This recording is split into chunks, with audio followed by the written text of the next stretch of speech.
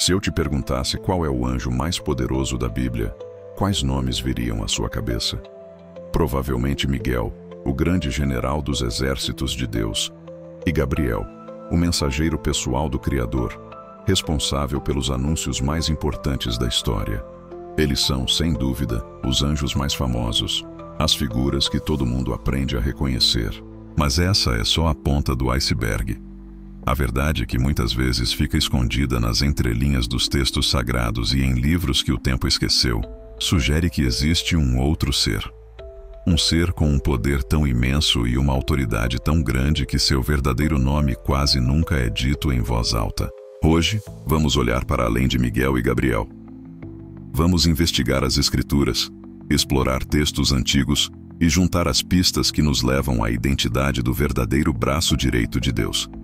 Se prepare, porque o que a gente vai descobrir hoje pode mudar a sua visão sobre como o reino celestial realmente funciona.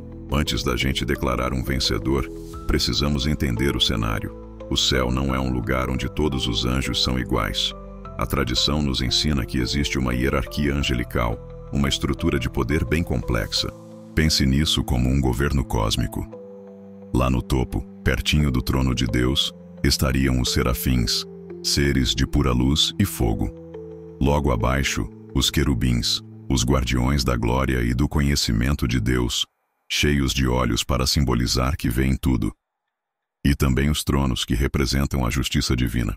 É importante dizer que essa lista detalhada, com 9 níveis, vem principalmente de uma tradição cristã posterior, inspirada nos escritos de um teólogo conhecido como Pseudo-Dionísio. A Bíblia menciona vários desses grupos como serafins e querubins, mas não apresenta essa hierarquia de forma tão organizada. Descendo nessa estrutura, a gente encontra outras ordens, até chegar na esfera mais próxima de nós: os principados, os arcanjos e os anjos comuns. É aqui que a coisa começa a ficar interessante. Miguel é chamado na Bíblia de arcanjo, uma patente de altíssimo comando. Já Gabriel, apesar de sua importância como mensageiro, nunca recebe esse título específico nas Escrituras. Isso é crucial, porque nos mostra que poder no céu não é uma coisa só. Existe o poder da força, o poder da sabedoria, o poder da autoridade e o poder da proximidade com Deus. A grande questão é, qual deles é o mais importante? Vamos começar pelos mais famosos. Primeiro, Miguel. O nome dele já é um desafio. Quem é como Deus? Ele não é um anjo da paz. Ele é o general, o comandante supremo. No livro do Apocalipse, é ele quem lidera os anjos de Deus numa batalha final contra o dragão, Satanás, e seus seguidores. E o resultado é claro: Satanás é expulso do céu. No livro de Daniel, Miguel é chamado de o grande príncipe, o protetor do seu povo, um guardião de Israel. E na carta de Judas, ele confronta o próprio diabo pelo corpo de Moisés, não com ofensas, mas com autoridade divina, dizendo: "O Senhor o repreenda." Miguel é o poder militar de Deus em ação. Do outro lado, temos Gabriel, cujo nome significa "Deus é a minha força." Ele não carrega uma espada, mas palavras que mudam a história. Gabriel é o porta-voz de Deus. Foi ele quem explicou ao profeta Daniel visões sobre o futuro. E séculos depois, no Novo Testamento, foi Gabriel quem fez os 2 maiores anúncios de todos os tempos. Primeiro, a Zacarias, sobre o nascimento de João Batista, e depois, a uma jovem chamada Maria, em Nazaré, com a notícia que mudaria o mundo: a vinda do Filho de Deus. O poder de Gabriel não está na guerra, mas na revelação. Ele é o portador dos segredos de Deus. Os 2 são incrivelmente poderosos, cada um no seu domínio. Mas e se o poder de um anjo não for medido pelo que ele faz, mas por quem ele representa?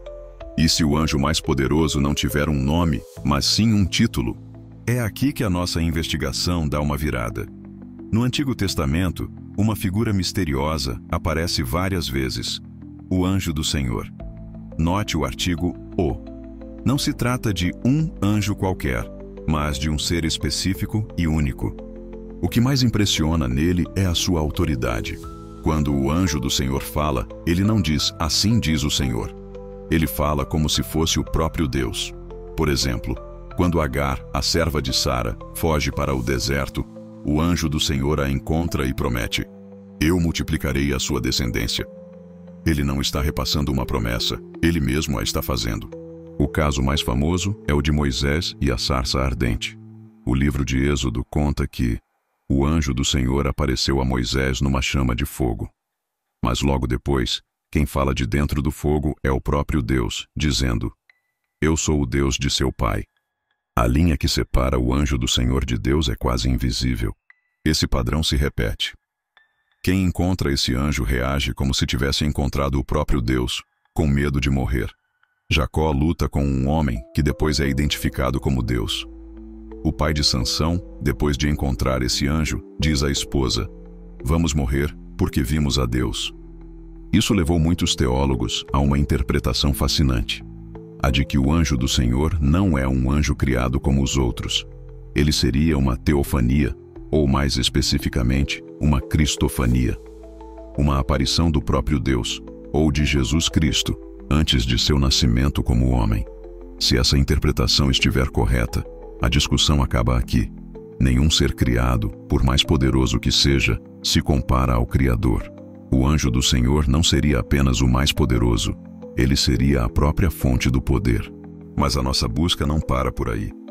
E se a resposta estiver em livros que não entraram na Bíblia, em tradições místicas que cresceram à margem dela?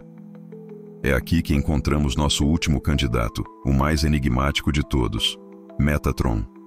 Você não vai encontrar o nome Metatron em nenhuma página da Bíblia. Ele vem de textos do misticismo judaico, como o Talmud e a Cabala, e de livros apócrifos como o livro de Enoque. E a história dele é impressionante. Segundo essa tradição, Metatron não foi criado como um anjo, ele já foi um homem. Ele teria sido Enoque, o homem que o livro de Gênesis diz que andou com Deus e desapareceu, pois Deus o arrebatou. A tradição mística diz que Enoque foi levado aos céus e transformado em um ser celestial de poder inimaginável. Ele se tornou Metatron, o anjo supremo. Os títulos que ele recebe são de arrepiar: Príncipe da face divina, Escriba celestial e até Pequeno Yahweh, sugerindo que ele fala como se fosse o próprio Deus. Dizem que ele é o único anjo que pode se sentar na presença de Deus.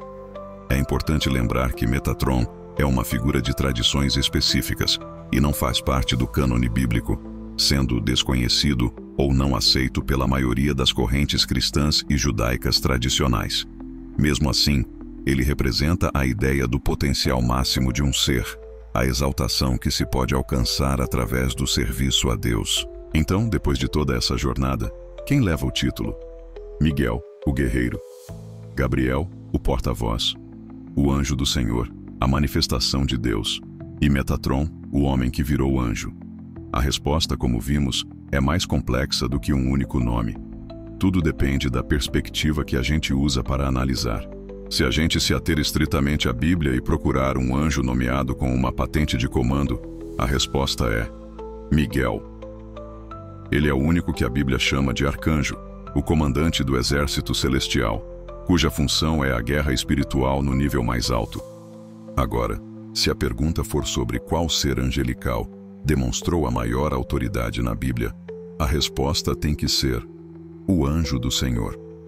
Essa figura não age como um mensageiro, mas como o próprio mestre. Ele fala com poder de criar, aceita ser adorado e se identifica como Deus. Se ele for mesmo uma manifestação divina, como muitos acreditam, seu poder é absoluto. Por fim, se a gente expandir a busca para fora da Bíblia, para as tradições místicas, aí, Metatron surge como o conceito máximo de um ser angelical. Ele é o chefe da hierarquia, o escriba, o mediador que se senta ao lado de Deus. Embora não seja bíblico, seu lugar no pensamento místico é gigantesco. No fim das contas, a busca pelo anjo mais poderoso nos mostra algo mais interessante: que o poder no reino de Deus tem muitas faces. Existe o poder da espada, o poder da palavra e o poder da própria presença. Começamos com os nomes que todo mundo conhece, Miguel e Gabriel. Depois, viajamos pelo Antigo Testamento para encontrar o misterioso anjo do Senhor. E até nos aventuramos por textos antigos para conhecer o exaltado Metatron. A conclusão não é um nome, mas a certeza de que a majestade de Deus é tão grande que ele distribui autoridade de formas que, para nós, são complexas e cheias de mistério. Mas agora, eu quero ouvir você.